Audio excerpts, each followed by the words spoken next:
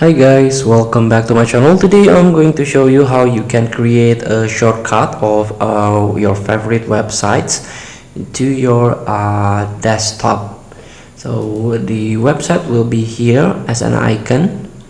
So here let's start by open your Google Chrome, open your favorite website, and here just click three dots at the top of your screen.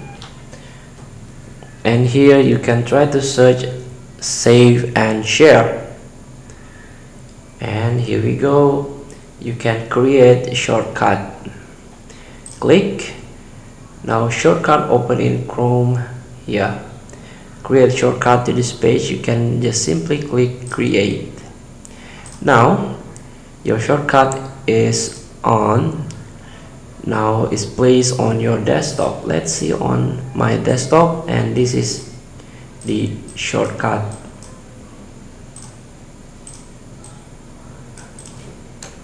Feel free to try. Thank you for watching. Don't forget to comment, like, and subscribe, and also click this button below. See you in the next video.